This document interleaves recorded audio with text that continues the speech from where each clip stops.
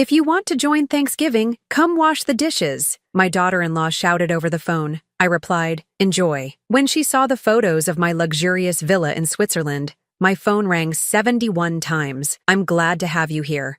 Follow my story until the end and comment the city you're watching from, so I can see how far my story has reached. The phone rang at exactly 2:17 p.m. on a Tuesday. I remember the time because I was watching my favorite cooking show, the one where they make those elaborate desserts I could never afford to attempt. The shrill sound cut through the peaceful afternoon like a knife through butter.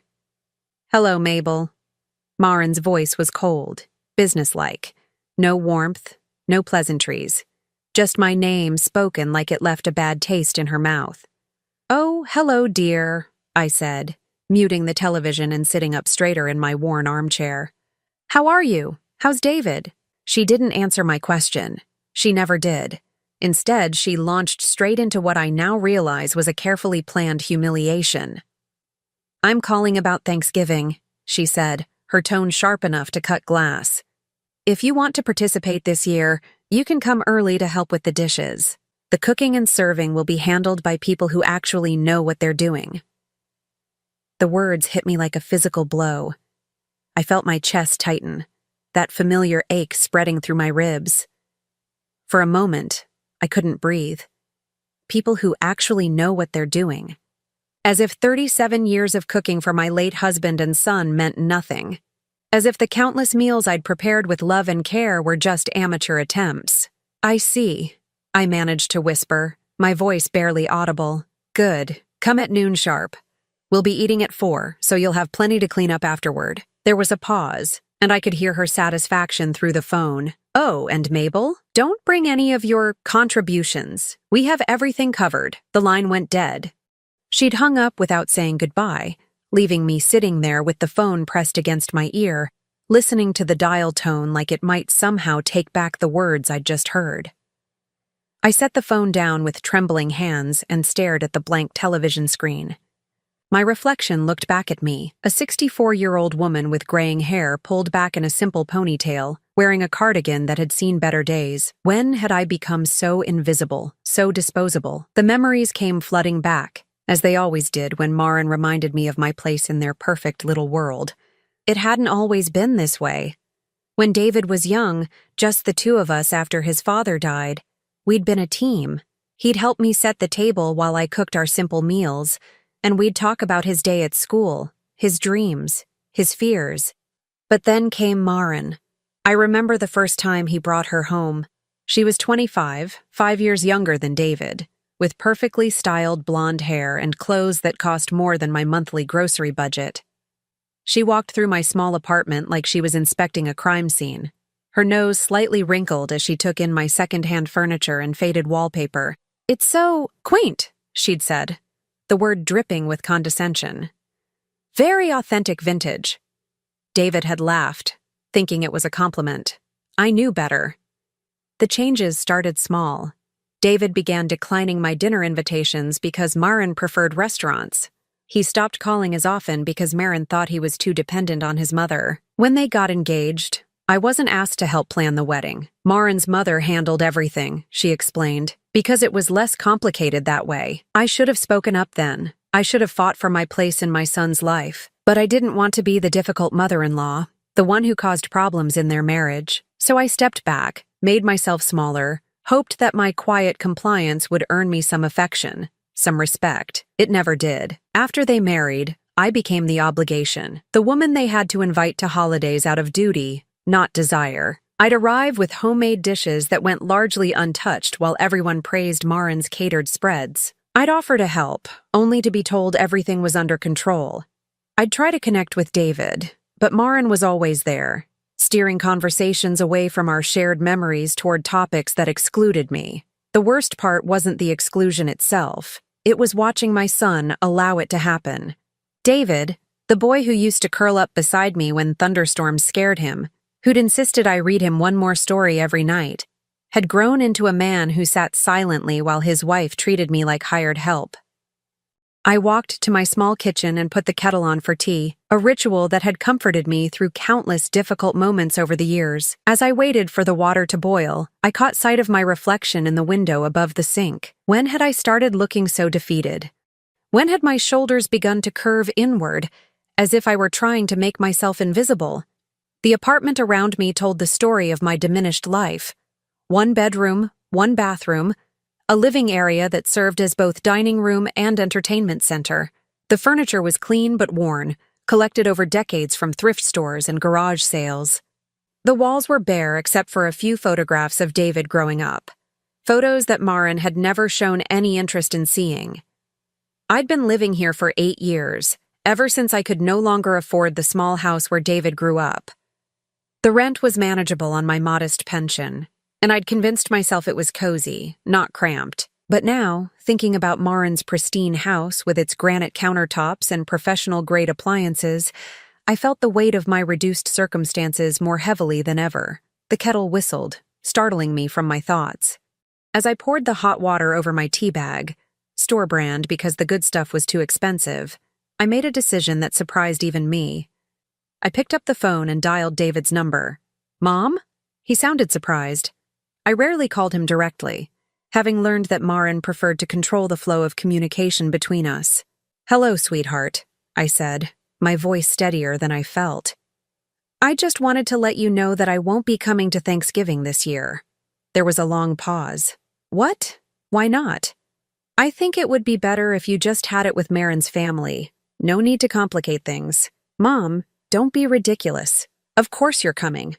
Maren just called you, didn't she?" The way he said it told me everything. He knew exactly what his wife had said to me. He'd probably been sitting right there when she made the call, listening to her reduce his mother to a dishwasher. "Yes, she did, and I've decided I have other plans." "What other plans?" His voice carried a note of irritation, as if my having a life outside of serving his family was somehow inconvenient.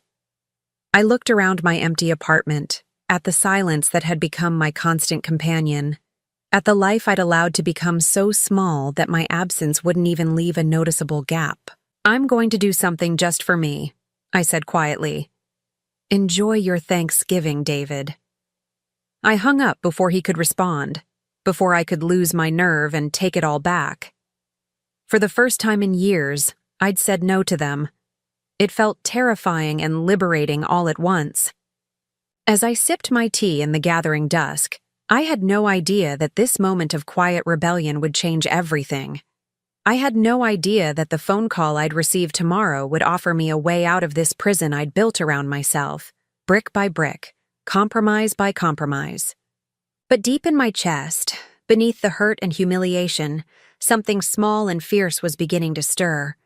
Something that had been sleeping for far too long was finally starting to wake up. The letter arrived the next morning, Wednesday, in an expensive cream envelope with my name written in elegant script. I almost threw it away, assuming it was another charity solicitation, but something about the weight of the paper made me pause. The return address read, Pemberton Hayes & Associates, Attorneys at Law, from a firm in Hartford, Connecticut. My hands shook as I opened it. Nobody sends good news through lawyers, I thought, already imagining some final debt of my late husband's coming back to haunt me. "Dear Mrs. Eleanor Mabel Prescott," it began, using my full name in a way that made me sit up straighter. Nobody had called me Eleanor in decades. "We regret to inform you of the passing of Mrs. Cordelia Whitmore Ashford, who died peacefully at her estate on October 15th. As per her last will and testament, you have been named as a beneficiary. Please contact our office at your earliest convenience to arrange the transfer of assets." I read the letter 3 times before the words began to make sense. Cordelia Whitmore Ashford. The name transported me back 45 years, to a time when I was a different person entirely. Eleanor Cordelia Fairchild. That had been my name then, before I became Mabel Prescott, before I chose love over luxury and never looked back. I was 19, fresh out of finishing school, and heir to the Fairchild textile fortune. My family owned mills throughout New England, and our name opened doors that others could only dream of walking through. I'd been rebellious, even then. While my friends were making suitable matches with men from families like ours, I'd fallen head over heels for Tommy Prescott, a mechanic who worked at the garage where I'd taken my car for repairs. He was honest and kind, and made me laugh in ways that my proper suitors never had. He saw me as Eleanor, not as a Fairchild fortune with legs. When I told my parents I intended to marry him, they were horrified. My father threatened to disown me. My mother took to her bed with nervous exhaustion. The family lawyer explained, in terms I was too young and too in love to fully appreciate, exactly what I would be giving up.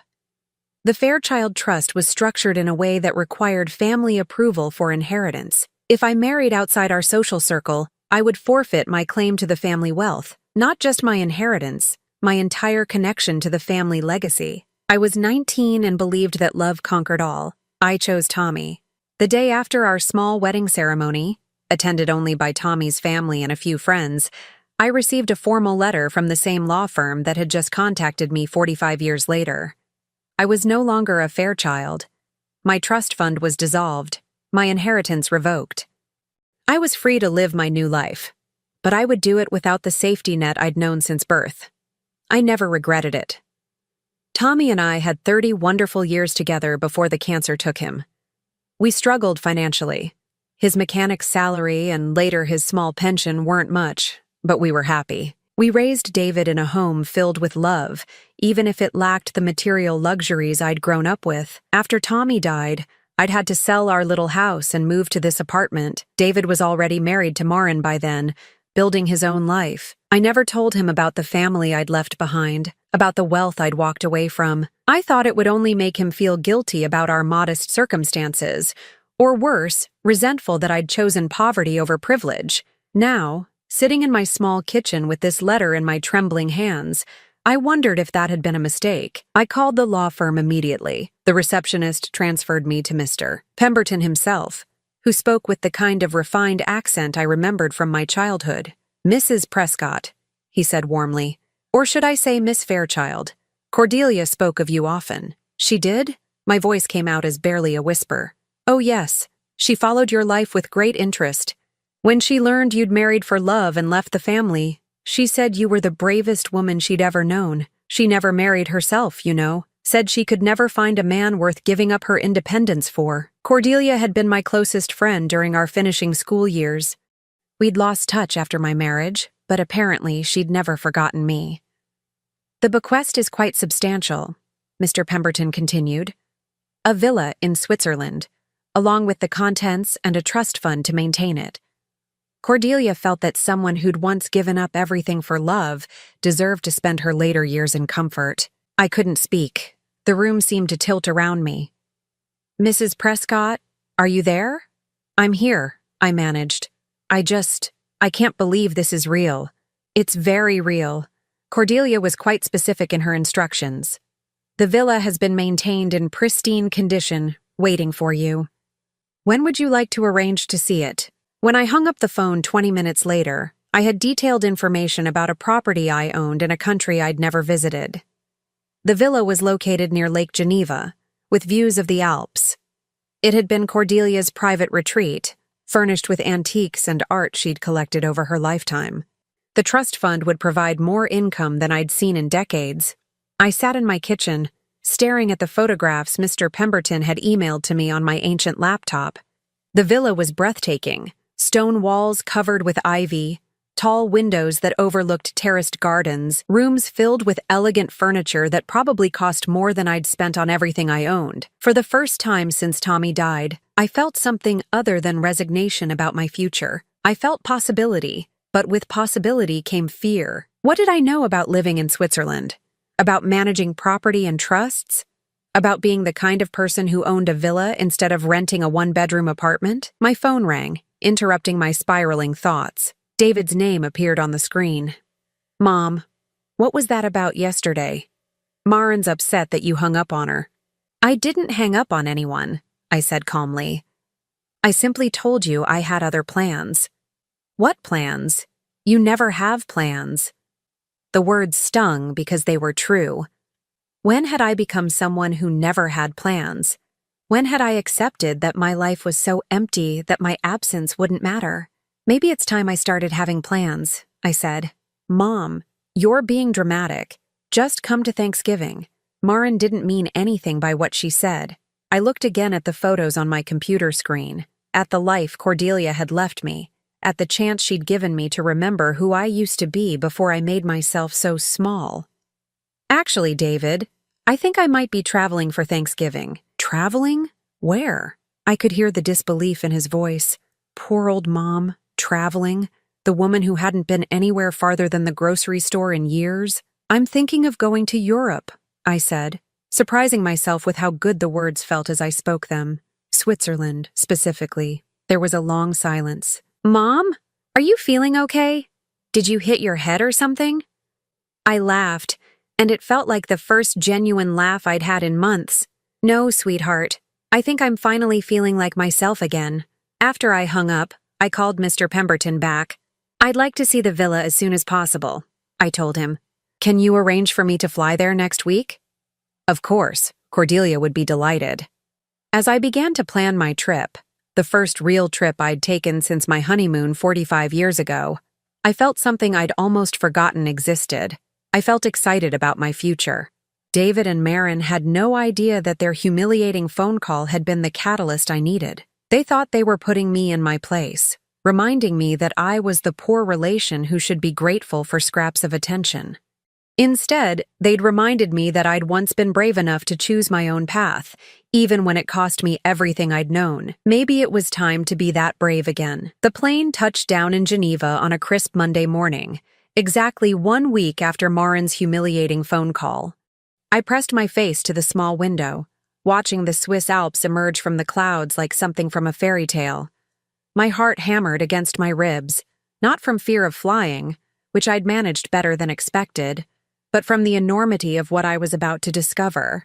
Mr. Pemberton had arranged everything. A driver waited for me at the airport, holding a sign with my name, my real name, Eleanor Fairchild, written in careful script. He was a middle-aged Swiss man named Klaus, who spoke perfect English with a slight accent that made everything sound more elegant. "Welcome to Switzerland, Madam Fairchild," he said, taking my single worn suitcase. "Mrs. Ashford spoke of you many times.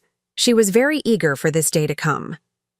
As we drove through the countryside, Klaus told me about Cordelia's final years.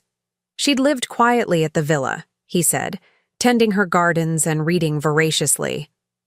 She'd never married, never had children, but she'd maintained friendships with people all over the world through her extensive correspondence. "She received a letter from someone in your town," Klaus said, glancing at me in the rearview mirror, "about 2 months ago. After she read it, she called the lawyers immediately to make sure everything was in order for you."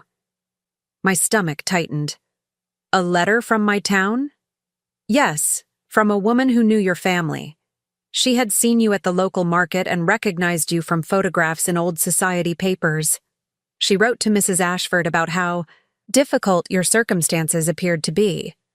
I closed my eyes, embarrassment washing over me. Someone had written to Cordelia about poor Mabel Prescott, the former heiress living in a tiny apartment, shopping with coupons, wearing clothes that had seen better decades. The thought of being pitied by my childhood friend made my cheeks burn. "Mrs. Ashford was not pitying you," Klaus said gently, as if reading my thoughts. "She was angry, very angry. She said it was wrong that someone who had sacrificed so much for love should spend her golden years struggling." We turned through a set of iron gates, and my breath caught in my throat. The villa rose before us like something from a dream. 3 stories of honey-colored stone, with ivy climbing the walls and tall windows that reflected the afternoon sun. Gardens stretched in every direction, filled with late-blooming roses and perfectly manicured hedges. Beyond the gardens, Lake Geneva sparkled like scattered diamonds. "My God," I whispered. "Beautiful, yes?" Klaus smiled.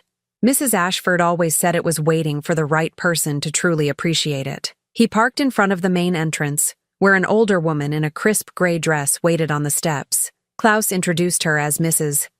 Hoffman, the housekeeper who had cared for the villa for the past 15 years. "Madam Fairchild," she said with a slight curtsy that made me feel simultaneously ridiculous and regal. "Welcome home." Home. The word echoed in my chest as she led me through the front door. The interior took my breath away. High ceilings with ornate molding, walls covered in silk wallpaper, antique furniture that belonged in museums.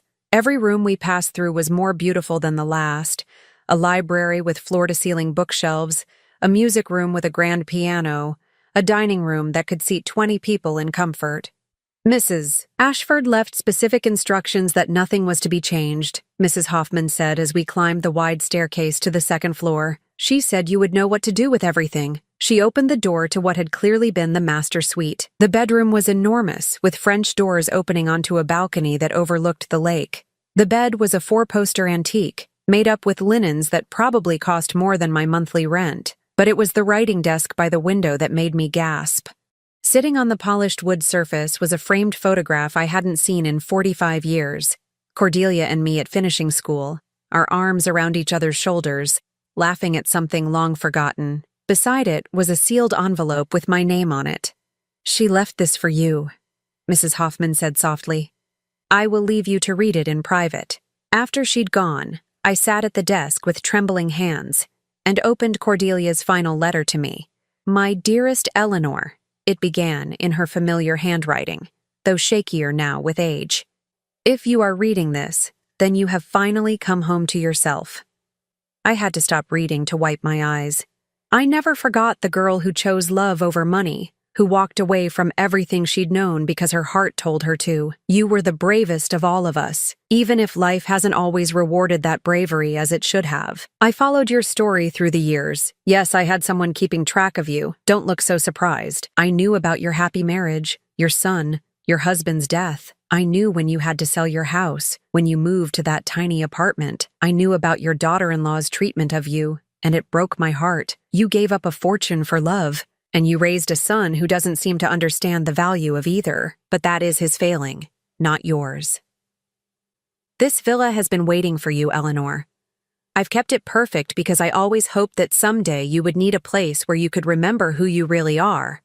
Not Mabel the obligation, not Mabel the disappointment, but Eleanor, the woman who was brave enough to choose her own path. The trust fund will provide you with an income of $15,000 per month for the rest of your life. Mrs. Hoffman knows all about managing the household and will teach you everything you need to know. Klaus will drive you wherever you need to go. All you have to do is live, truly live, for the first time in decades. You are 64 years old, my dear friend. You have at least 20 good years ahead of you.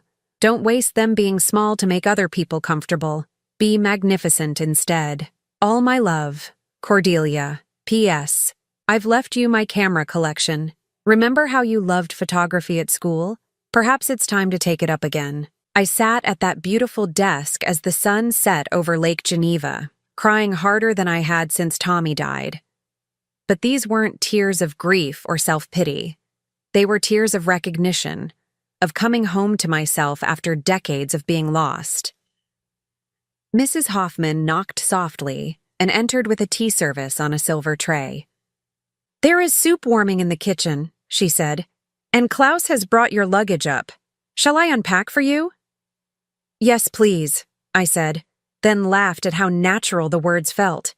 When was the last time someone had offered to help me with anything? That first night, I lay in the enormous bed with its view of the lake, listening to the unfamiliar sounds of a house that was truly quiet. No traffic, no neighbors arguing through thin walls, no sirens in the distance. Just peace. I thought about David and Marin, probably discussing my strange behavior, wondering what had gotten into sensible old Mom. They had no idea that their cruelty had been the key that unlocked a door I'd closed 45 years ago. For the first time since Tommy's death, I fell asleep excited about what tomorrow might bring. The next morning, Mrs. Hoffman showed me the rest of the house, the wine cellar, the conservatory filled with exotic plants, the artist's studio on the third floor with its north-facing windows. In the studio, I found Cordelia's camera collection, dozens of vintage and modern cameras arranged in glass cases like precious jewels. Mrs. Ashford said you were quite talented with photography as a girl, Mrs. Hoffman said. She hoped you might take it up again. I picked up a sleek digital camera, surprised by how familiar it felt in my hands despite the decades since I'd held one. Through the studio windows, the Alps stretched endlessly, begging to be captured. "Mrs. Hoffman," I said, "would Klaus be able to drive me into town today? I think I need to buy some appropriate clothes." She smiled. Of course, madame. Though perhaps first you should see the wardrobe Mrs. Ashford left for you. In the walk-in closet adjoining the master bedroom, I found an entire wardrobe in my size. Elegant dresses, tailored slacks, cashmere sweaters, even jewelry and scarves. Everything was classic, expensive, and timeless. How did she know my size? I asked, running my hand over a beautiful wool coat. She had your measurements from the woman who wrote to her, Mrs. Hoffman said matter-of-factly. She wanted you to have everything you needed to step into your new life immediately. As I changed from my discount store clothes into a perfectly fitted cashmere sweater and wool slacks, I caught sight of myself in the full-length mirror. The woman looking back at me was still recognizably me, but she stood straighter, her shoulders back, her chin up. She looked like someone who belonged in a place like this. For the first time in decades, I looked like Eleanor Fairchild again. That afternoon, Klaus drove me through the nearby village, where I opened a Swiss bank account and learned about my new financial reality. $15,000 a month was more money than I'd seen in years. The banker, a distinguished gentleman who had known Cordelia well, assured me that the trust was ironclad and would continue for the rest of my life. Mrs. Ashford was very specific, he said. You are to want for nothing, ever again. As we drove back to the villa, I asked Klaus to stop at a small cafe overlooking the lake.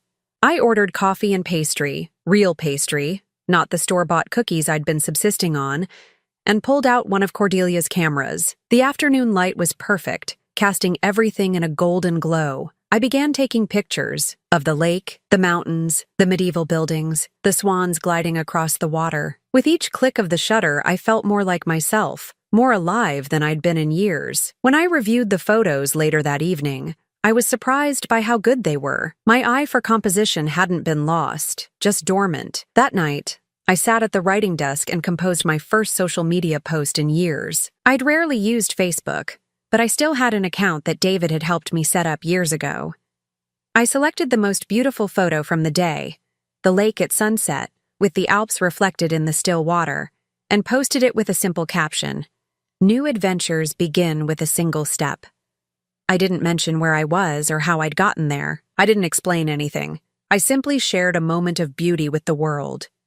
Within an hour, the post had received more likes and comments than anything I'd ever shared. Old friends from high school, distant relatives, even some of David's friends were commenting on the stunning photograph and asking where I'd taken it. I smiled and closed the laptop without responding to any of them. Let them wonder. For the first time in my life, I was under no obligation to explain myself to anyone. As I prepared for bed in my beautiful room, I caught sight of myself in the mirror again. The woman looking back at me was transformed, not just by the expensive clothes or the elegant surroundings, but by something deeper. She looked like someone who knew her own worth. Tomorrow, I would explore more of this new world Cordelia had given me. I would take more photographs, learn more about my new life, maybe even start planning some changes to make the villa truly mine. But tonight, I was simply grateful. Grateful for a friend who had never forgotten me, grateful for a second chance I'd never expected, and grateful for the courage to take it.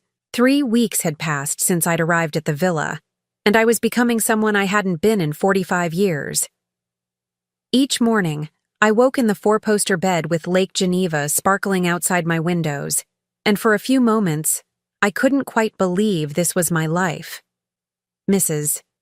Hoffman had become more than a housekeeper. She was my guide into a world I'd almost forgotten existed.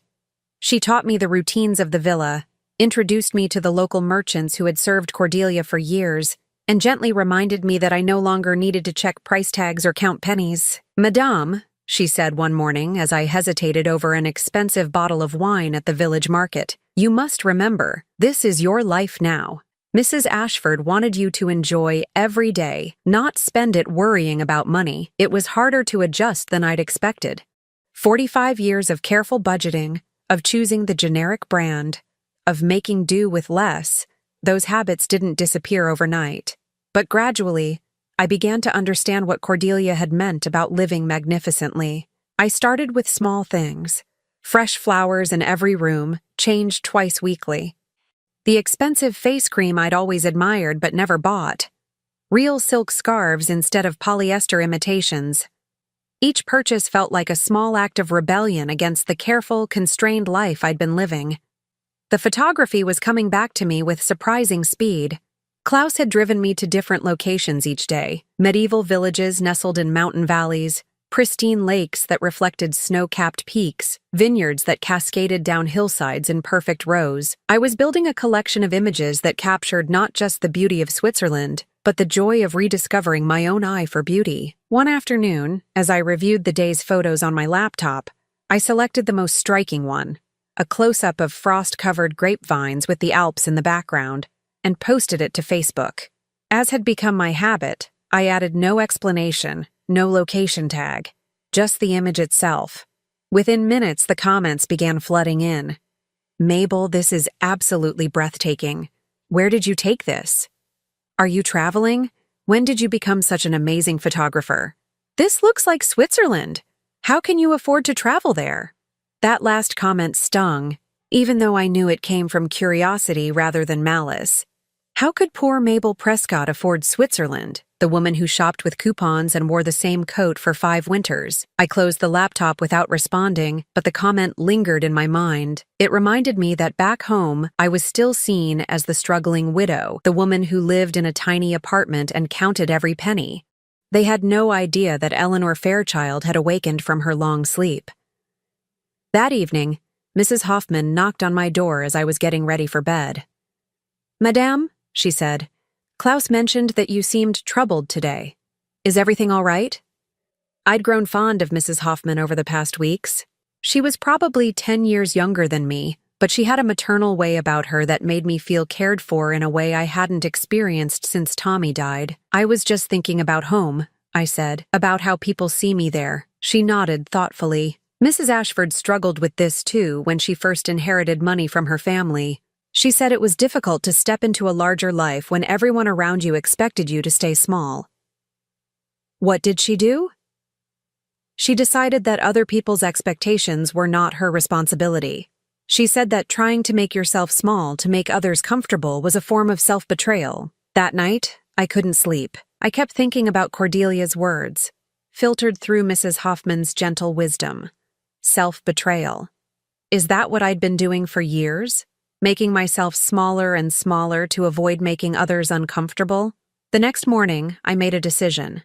I called the local photographer who had been recommended to me, a young woman named Amelie who specialized in portrait photography. "I'd like to have some professional photographs taken," I told her. "Not for any special occasion, just because." She arrived the following afternoon with her equipment and an infectious enthusiasm for her work. She was perhaps 35, with an artistic eye and a gentle way of putting her subjects at ease. "You have wonderful bone structure," she said as she arranged the lighting in the villa's library. "And your eyes, they tell such stories." We spent 2 hours taking photographs. Some were formal portraits in my new elegant clothes, others were more casual, me reading in the library, tending the garden, standing on the balcony with the lake behind me. With each shot, I felt more like myself, more like the woman I was meant to be. When Amelie showed me the results a few days later, I gasped. The woman in these photographs was radiant, confident, alive. Her silver hair was styled beautifully, her skin glowed with health and happiness, and her eyes sparkled with intelligence and humor. "Is this really me?" I asked, staring at a particularly striking portrait where I was laughing at something Amelie had said. "This is you as you truly are," she said simply. "Many people spend their whole lives hiding from the camera because they don't like what they see. But you came alive in front of the lens."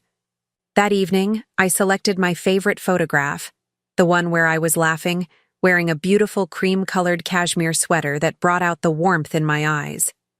I looked happy, sophisticated, and completely at ease in my surroundings.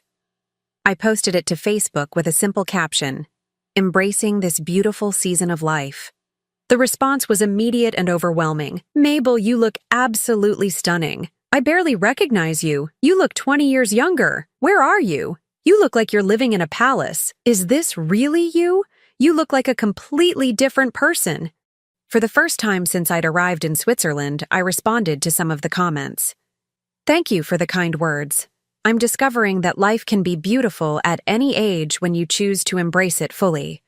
But it was the private messages that truly revealed how my transformation was being received. Several came from old friends expressing genuine happiness for me, but others carried an undertone of confusion, even resentment. Mabel, I'm so confused. Last month you were living in that tiny apartment and now you look like you're living like a millionaire. What's going on? It must be nice to suddenly have money to spend on yourself. Some of us are still struggling. I hope you haven't gotten involved with some online scam. These sudden lifestyle changes are usually too good to be true. I stared at these messages, feeling a familiar urge to explain, to apologize, to make myself smaller so others wouldn't feel uncomfortable with my good fortune. But then I remembered Mrs. Hoffman's words about self-betrayal. Instead of responding to the critical messages, I closed my laptop and walked out onto the balcony. The sun was setting over Lake Geneva, painting the sky in shades of pink and gold that took my breath away. In the distance, church bells were ringing the evening hour, a sound that had become as comforting as a lullaby. This was my life now. Not because I'd won the lottery or married a rich man or done anything morally questionable. This was my life because a dear friend had remembered who I used to be and given me the chance to become her again. I owed no one an explanation. I owed no one an apology for my good fortune. And I certainly didn't owe anyone the right to make me feel guilty for finally living well. Over the following days, I began posting more frequently. Pictures of my morning coffee on the terrace, the fresh flowers Mrs. Hoffman arranged each day, the books I was reading in the library, the meals Klaus and I shared at charming local restaurants. I didn't caption them with explanations or justifications. I simply shared moments of beauty and joy. The comments continued to pour in, some genuinely happy for me, others increasingly bitter and suspicious. I began to see patterns in who responded with joy and who responded with resentment. The friends who were secure in their own lives celebrated my happiness. Those who were struggling or unhappy seemed to take my transformation as a personal affront. One evening, as I was reviewing the day's comments, my phone rang. David's name appeared on the screen, and my stomach tightened. I'd been dreading this call, knowing it would come eventually. "Mom," he said, his voice carrying that tone of forced patience I knew so well. "We need to talk." "Hello, David. How are you?" "I'm confused, Mom. Really confused. Marin's been showing me your Facebook posts, and we can't figure out what's going on." I took a deep breath, steadying myself. "What do you mean?" "I mean, where are you getting the money for all this? The clothes, the travel, the fancy restaurants? Last month you were living in that tiny apartment, shopping with coupons, and now you're posting pictures that look like you're living in some luxury resort." "I'm living comfortably," I said carefully. "Mom, comfortable doesn't cover it. You look like you've won the lottery. And that apartment, is that where you're staying? It looks like it costs more per night than most people make in a month." I could hear Marin's voice in the background, though I couldn't make out the words. Whatever she was saying, it was clearly agitating David further. "Mom, Marin thinks you might be getting scammed. You know those online romance things where older people get taken advantage of. Have you been talking to someone online? Someone who's convinced you to spend money you don't have?" The implication hit me like a slap. In their minds, the only way poor, naive Mabel could suddenly be living well was if she was being deceived by criminals. "David," I said, my voice colder than I'd ever heard it, "I am not being scammed. I am not delusional. And I am not your concern." "Of course you're my concern. You're my mother. We're worried about you." "You weren't worried about me when you let your wife tell me I could wash dishes at Thanksgiving. You weren't concerned when I was living alone in that apartment, struggling to make ends meet. Your concern seems to be very selective." There was a long silence. In the background, I could hear Marin saying something urgent, but David shushed her. "Mom, that's not fair. We've always cared about you." "Have you?" I asked quietly, because caring usually involves actually asking someone how they are, not just assuming they're being foolish when their circumstances improve. "So, how are your circumstances improving? Can you at least tell me that?" I looked around my beautiful bedroom, at the life Cordelia had given me, at the photographs I'd taken that were scattered across the writing desk. I thought about the trust fund that would support me for the rest of my life, about the friends I was making in the village, about the woman I was rediscovering in the mirror each morning. "I can tell you that I'm happier than I've been in years," I said. "I can tell you that I'm finally living the life I was meant to live, and I can tell you that I'm not asking you for anything, not your approval, not your understanding, and certainly not your permission. Mom, you're scaring us. You're—" "Good," I said, surprising myself with how much I meant it. "Maybe it's time you were a little worried about losing me, instead of assuming I'll always be there to accept whatever scraps of attention you decide to throw my way." I hung up before he could respond, my heart pounding with a mixture of fear and exhilaration. I'd just burned a bridge I'd spent decades trying to cross. But as I looked out at the lake glowing silver in the moonlight, I realized I didn't want to cross that bridge anymore. I wanted to build something new, something better, something worthy of the woman I was becoming. The next morning, Mrs. Hoffman brought my coffee with a knowing smile. "You look lighter today, madame," she said, "like a weight has been lifted." "I think it has," I said, raising my cup in a small toast to the new day. "I think it finally has." The morning after my conversation with David, I woke to find 17 missed calls on my phone. 17. I stared at the screen in disbelief as I counted them. 12 from David, 3 from numbers I didn't recognize, and 2 from what appeared to be Marin's cell phone, though she'd never called me directly before. My voicemail was full. As I listened to the messages over my morning coffee served by Mrs. Hoffman on the finest china, I felt like I was watching a slow-motion car accident unfold. David's first message was apologetic. "Mom, I'm sorry about how that call ended. Please call me back. Marin and I are just worried about you." By the 5th message, his tone had shifted to frustration. "Mom, this silent treatment isn't helping anyone. We need to know what's going on. This isn't like you." The later messages grew increasingly desperate. "Mom, please. I've been calling all night. I'm starting to think something's really wrong. Just call me back so I know you're okay." But it was Marin's messages that truly revealed the depth of their panic. "Mabel?" Her voice was tight with barely controlled hysteria. "I don't know what kind of game you're playing, but it needs to stop. David hasn't slept all night. You can't just disappear and post these ridiculous pictures without explaining yourself." The second message from her was even more revealing. "Look, I know we haven't always seen eye to eye, but David loves you. He's talking about flying to Switzerland to find you. Do you have any idea how much that would cost? Just call us back and explain what's happening." I set the phone down and walked to the French doors that opened onto my balcony. The morning mist was lifting from Lake Geneva, revealing the Alps in all their snow-capped glory. Somewhere across the ocean, my son and his wife were losing sleep over my silence, but for the first time in years, I had slept peacefully through the night. Mrs. Hoffman appeared with fresh pastries from the village bakery. "Difficult news from home?" she asked gently, noticing my expression. "My son is concerned about my well-being," I said carefully. She nodded knowingly. Adult children often struggle when their parents begin to live independently. They prefer you to need them, even if they don't particularly want to help. Her words struck me like a physical blow because they were so accurate. David did prefer me to need him. It made him feel like a good son without requiring much actual effort on his part.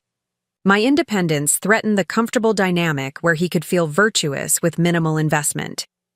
I decided not to return the calls immediately. Instead, I spent the morning in the village with Klaus, visiting the farmer's market and selecting fresh ingredients for a cooking lesson with the villa's part-time chef, Henri. I was learning to make proper French pastry, something I'd always wanted to try but never had the time or resources for. As Henri taught me to fold butter into dough for croissants, I felt a peace I hadn't experienced in decades. My hands worked the delicate pastry while my mind focused on the technique, the precision, the artistry of creating something beautiful from simple ingredients. "Magnifique!" Henri exclaimed as my croissants emerged from the oven, golden and perfectly flaky. "You have natural talent, madame." I photographed the croissants on the marble countertop, with the morning light streaming through the kitchen windows. The image was simple but elegant. The golden pastries, a cup of coffee in fine porcelain, and in the background, a glimpse of the lake through the window. I posted the photo with a caption, "Learning new skills at any age brings such joy." Today's accomplishment, homemade croissants. The response was immediate and intense. Within an hour, the post had dozens of comments, but these were different from the previous ones. There was an edge of desperation in many of them. "Mabel, your son has been posting everywhere looking for you. Please call him." "Are you okay? David says you're not answering your phone. This is getting ridiculous. Just tell people where you are and how you're affording this lifestyle." But it was the direct messages that truly revealed the storm I'd unleashed. From a neighbor, "Mabel, I ran into David at the grocery store and he's beside himself. He thinks you might be having some kind of breakdown. He showed me your pictures and honestly, I'm confused too. How did you go from struggling to pay rent to living like this? People are starting to talk."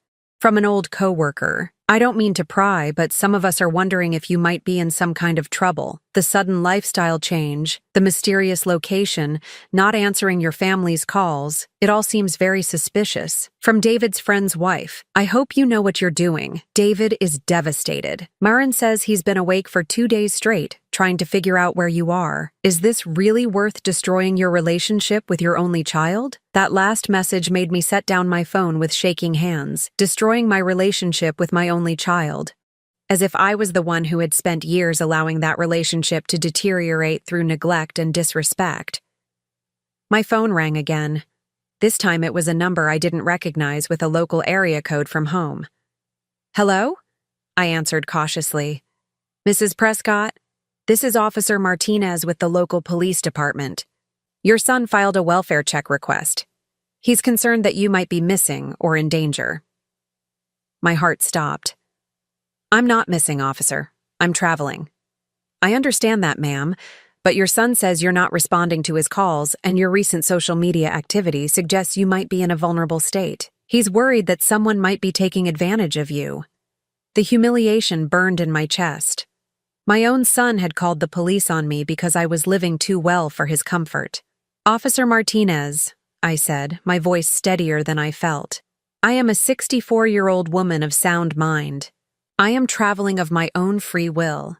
I am not in danger, and I am not being taken advantage of. My son's concerns, while perhaps well-intentioned, are unfounded. Ma'am, would you be willing to call him, just to put his mind at ease?"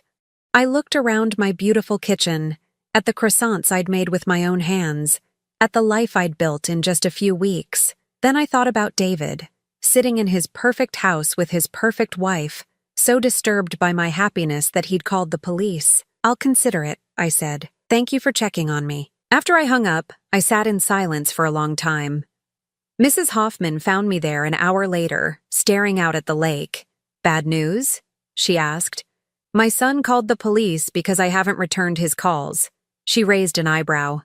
"Ah, the adult-child panic response. Mrs. Ashford experienced something similar when she first inherited her money. Her nephew tried to have her declared incompetent because she started traveling and buying art. What did she do? She invited him to visit, let him see for himself that she was quite capable of managing her own affairs. Sometimes the only way to stop the speculation is to show them the reality. That evening, I finally called David back. He answered on the first ring. "Mom, thank God. Where are you? Are you okay? We've been going crazy with worry." "I'm fine, David. I'm in Switzerland." "Switzerland? How did you get to Switzerland?" "Mom, the police called today. I had to file a welfare check because you weren't answering your phone." I closed my eyes, trying to find patience I wasn't sure I possessed. "You called the police on me because I didn't answer my phone for 1 day?" It wasn't just 1 day, and it's not just the phone calls. "Mom, your Facebook posts. You're posting pictures of places that cost thousands of dollars a night. Where are you getting this money?" I inherited it. The silence stretched so long I thought the call had dropped. "You inherited it," he finally said. "From who? You don't have any family left." "From an old friend. Someone I knew before I married your father." "What old friend? You never mentioned any rich friends." I could hear Marin in the background, her voice sharp and demanding, though I couldn't make out the words. "David, I don't owe you a detailed explanation of my finances. Mom, this is crazy. Last month you were worried about paying your electric bill, and now you're telling me you inherited enough money to live like a millionaire? Do you understand how that sounds? It sounds like my circumstances have improved. It sounds like you're being scammed. His voice rose, desperation creeping in. Mom, these online criminals are sophisticated. They can make fake websites, fake bank accounts, fake everything. They target lonely older women and convince them they've inherited money or won contests. Stop. My voice was ice cold. Just stop. Mom, I'm trying to help you. No, David. You're trying to convince me that I'm too stupid to manage my own life. You're so uncomfortable with the idea that I might be happy, that I might be living well, that you'd rather believe I'm being victimized by criminals. That's not... Mom, we just want to make sure you're safe. You want to make sure I'm still the same pitiful woman who accepts being treated like hired help at family gatherings? You want me to go back to my tiny apartment and my careful budgeting and my grateful acceptance of whatever scraps of attention you decide to throw my way? Mom, please. I'm going to send you the address of where I'm staying, I said. My decision made. You can verify that it's real, that I'm safe, that I'm exactly where I say I am. But David, if you ever call the police on me again, if you ever question my mental competence again, I will cut you out of my life completely. I hung up and immediately sent him the villa's address, along with Mrs. Hoffman's phone number as a contact person. Then I did something that felt both terrifying and liberating. I changed my Facebook privacy settings so that only confirmed friends could see my posts, and I blocked several of the people who had been leaving the most intrusive comments. My phone started ringing immediately, David calling back, probably in shock at my ultimatum. I turned it off. Mrs. Hoffman appeared with a glass of wine and a gentle smile. The first time you set boundaries, she said, it feels like you're being cruel. But boundaries aren't cruel, they're necessary. That night, I slept better than I had since arriving in Switzerland. For the first time in years, I'd stood up for myself completely, without apologizing or explaining or trying to make everyone else comfortable with my choices. The next morning brought a new flood of messages, but these felt different. David had clearly shared the villa's address with others, because several messages referenced looking it up online. Okay, I Googled the address and it's definitely real. It's some kind of historic estate. How did you end up there? I looked up the property records. That place is worth millions. I'm so confused about what's happening. But the most telling message came from Marin herself. I don't know what kind of con you're running, but David deserves better than a mother who disappears and then threatens to cut him off. You're being selfish and cruel. I stared at that message for a long time. Selfish and cruel. For living well. For being happy. For refusing to accept poor treatment. I screenshotted the message and saved it. Not because I intended to do anything with it, but because I wanted to remember this moment. The moment when my son's wife revealed exactly what she thought of me, and exactly how threatened she was by my transformation. As I sipped my morning coffee on the balcony, watching the swans glide across Lake Geneva, I realized something profound had shifted. I was no longer afraid of their disapproval. I was no longer desperate for their acceptance. For the first time in my adult life, I was free, but freedom, I was about to learn, came with a price. And David and Marin weren't finished trying to drag me back into the small, manageable life they preferred me to live. 2 months had passed since I'd last spoken to David, and the silence had become a gift I hadn't known I needed. Christmas was approaching, my first Christmas in Switzerland, my first Christmas in decades without the weight of obligation pressing down on my shoulders. Mrs. Hoffman had decorated the villa beautifully, with garlands of fresh evergreen and white lights that reflected off the lake like fallen stars. The grand fireplace in the main salon crackled with warmth, and the scent of cinnamon and cloves from her holiday baking filled the air. "Will you miss your traditional celebrations?" she asked one snowy evening as we sat by the fire, she with her knitting and me with a book of Swiss history.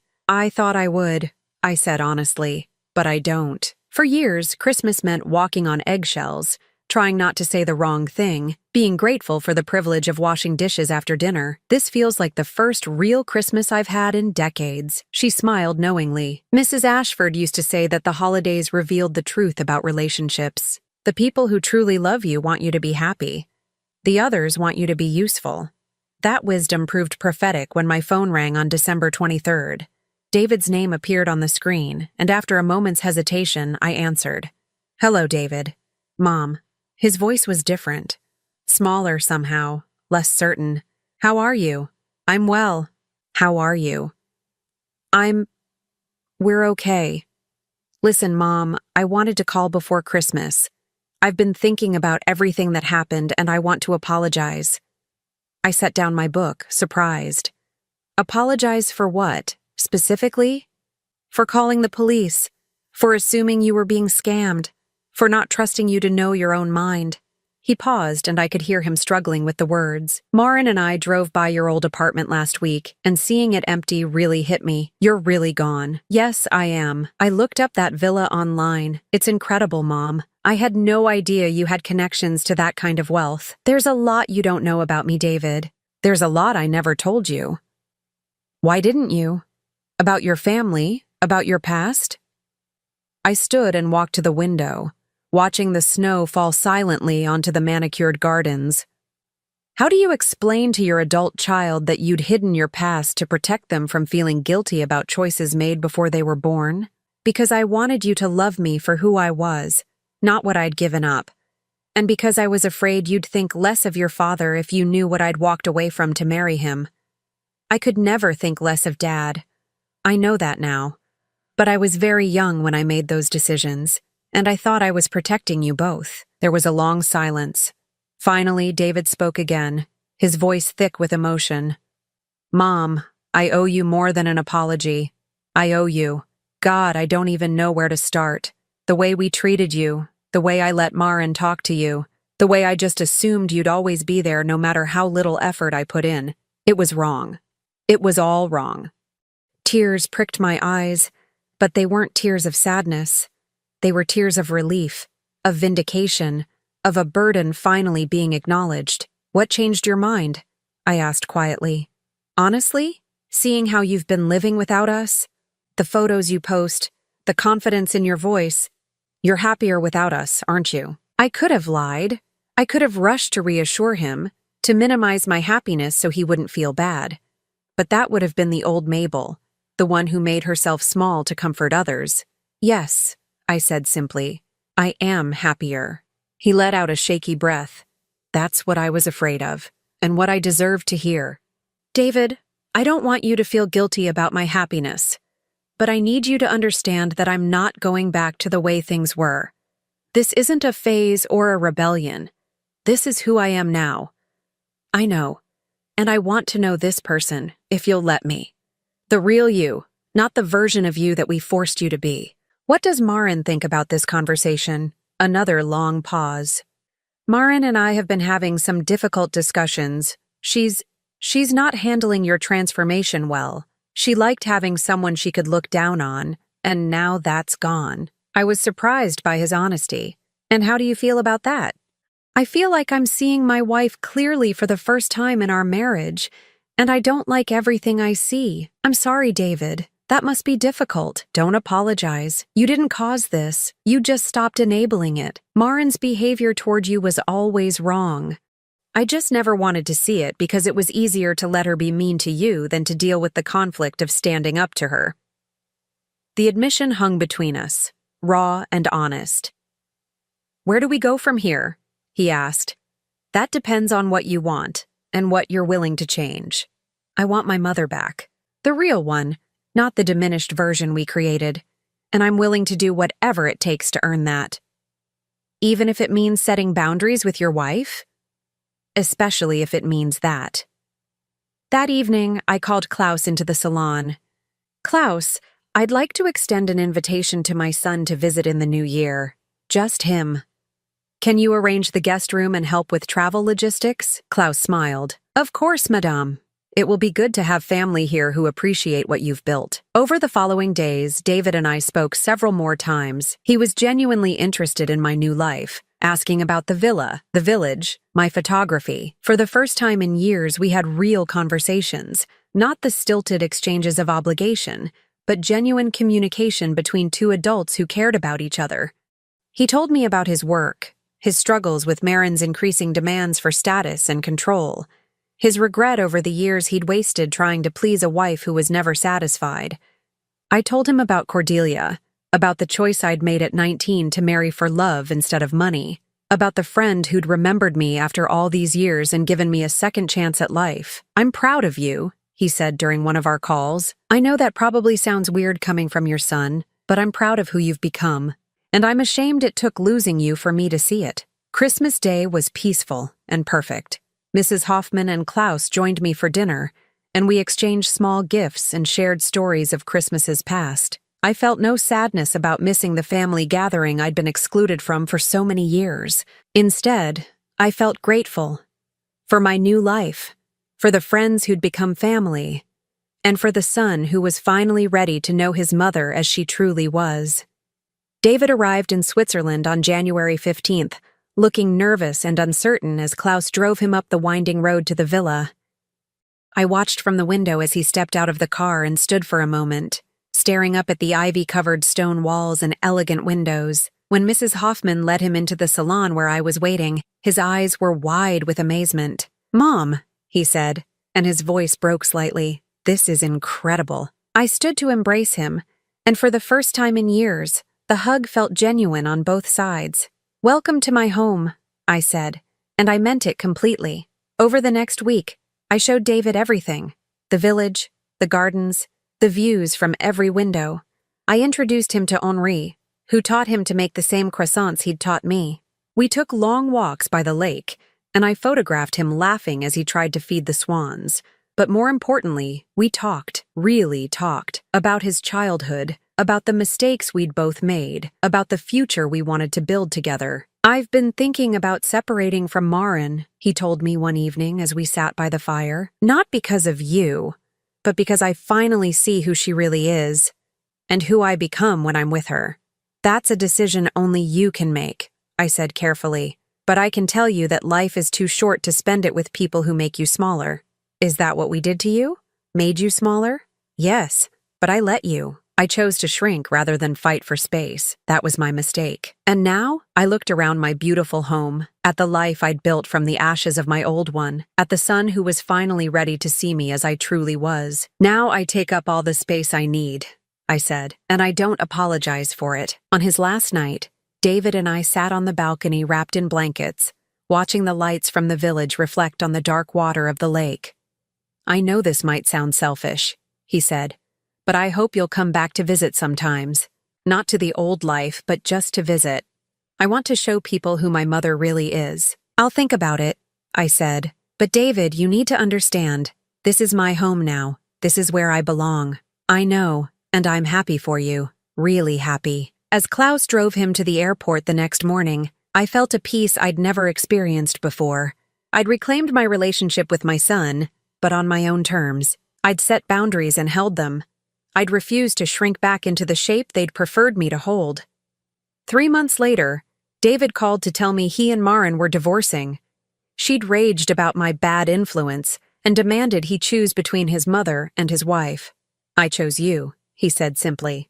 "Actually, I chose myself, but choosing myself meant choosing you too."